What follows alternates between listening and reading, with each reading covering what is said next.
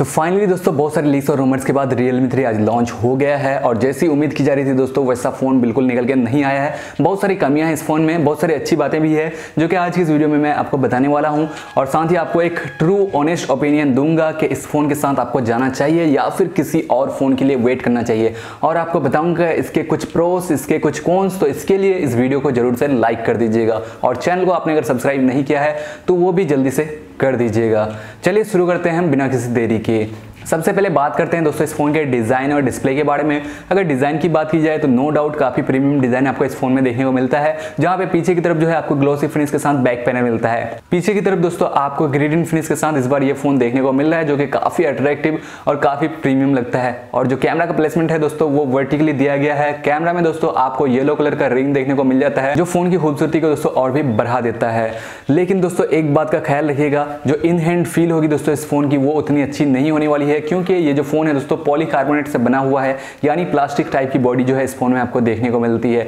अगर मैं बात करूं आपसे फ्रंट की तो यहाँ पे आपको 6.2 इंच का HD प्लस डिस्प्ले देखने को मिलता है और गोरिल्ला ग्लास 3 की प्रोटेक्शन के साथ ये फोन आता है और फोन में दोस्तों आपको ड्यू ड्रॉप नॉइज देखने को मिल जाता है। अगर मैं आपसे बात करूं डिजाइन और डिस्प्ले की तो नो डाउट दिखने में फोन काफी अट्रैक्टिव है, लेकिन वही बात आ जाती है कि फोन में आपको HD प्लस डिस्प्ले मिलता है और पॉलीकार्बोनेट बॉडी मिलता है। अगर बात की जाए परफॉर्मेंस की तो MediaTek Helio P70 चिपसेट के साथ ये आता है। आप जो है आराम से मल्टीटास्किंग कर सकते हैं, कोई भी दिक्कत होने वाली नहीं है आपको, और PUBG जो है हाई सेटिंग्स में खेल सकते हैं।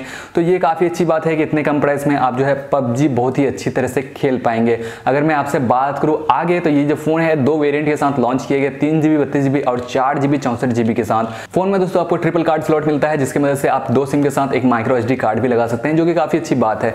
अगर दोस्तों मैं आपसे बात करूं कैमरास की तो कैमरा में आपको काफी इंप्रूवमेंट देखने को मिल जाता है। 13+2 मेगापिक्सल के डुअल रियर कैमरा के साथ ये फोन लॉन्च किया गया है। जो मेन सेंसर है f1.8 एपर्चर के साथ आता है और 5P लेंस जो है इसमें आपको देखने को मिल जाता है। कैमरास में कुछ एडिशनल फीचर्स भी ऐड किए गए हैं जैसे कि नाइट स्केप मोड और chroma boost mode. Chroma boost दोस्तों बेसिकली एक ऐसा फीचर है जिसकी मदद से आपकी जो फोटो की डायनामिक रेंज है वो काफी इंप्रूव हो जाएगी और फोटो जो है काफी शार्प निकल के आएगा, काफी अट्रैक्टिव कलर के साथ निकल के आएगा।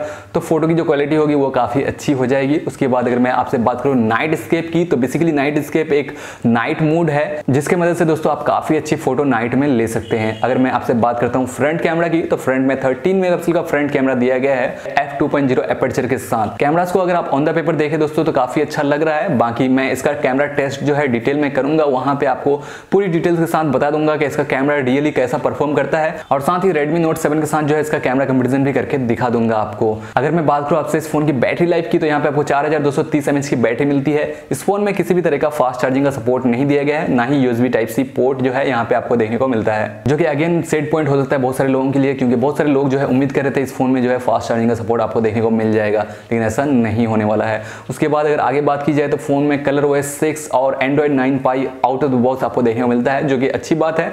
और फोन में दोस्तों आपको ColorOS 6 में ऐप ड्रॉयर का भी फंक्शन देखने को मिल जाता है। बहुत सारे लोगों को ऐप ड्रॉयर जो है बहुत ज्यादा पसंद होता है, तो थोड़ा बहुत जो है आपको इस फोन में स्टॉक एंड्रॉइड का भी एक्सपीरियंस मिलने वाला है। और साथ ही आपको एक बात और बताना चाहता हूं, ColorOS 5.2 में जो आपको बग देखने को मिलते थे या ColorOS 5 में जो आपको बग देखने को मिलते थे वैसा कुछ नहीं होने वाला है और इस बार जो OS है दोस्तों वो काफ़ी इंप्रूव्ड होने वाला है, तो एक्सपीरियंस आपको काफ़ी अच्छा मिलने वाला है। बाकी और अदर चीज़ों की अगर बात की जाए दोस्तों तो फोन में राइडिंग मोड देखने को मिल जाता है, 3.5mm audio Jack, fingerprint scanner, उसके बाद फेस अनलॉक का फीचर और सभी बेसिक सेंसर जो है आपको इस फोन में देखने को मिल जाता है।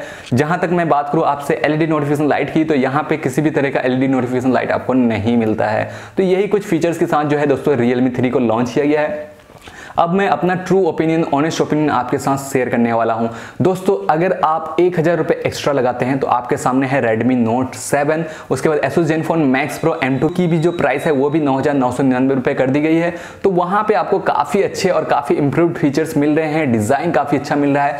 तो बाकी आपकी मर्जी है, फोन अगर आप ये लेना चाहें तो ले सकते हैं, या फिर आपको अगर Realme का ही फोन लेना है तो आप Realme 3 Pro का वेट कीजिए जो कि अप्रैल में लॉन्च होने वाला है। Realme 3 मुझे उतना कुछ खास नहीं लगा। इसका कैमरा वगैरह ठीक ठाक है, परफॉर्मेंस ठीक ठाक आपको देखने को मिल जाएगी, बैटरी लाइफ अच्छी है।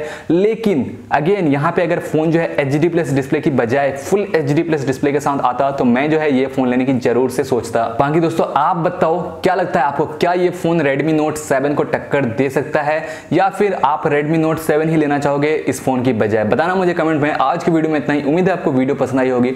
अगर आपको वीडियो अच्छी लगती है, हेल्पफुल लगती है तो इस वीडियो को दीजिएगा एक बड़ा सा लाइक। मिलता हूं मैं आपसे किसी वीडियो में, तब तक के लिए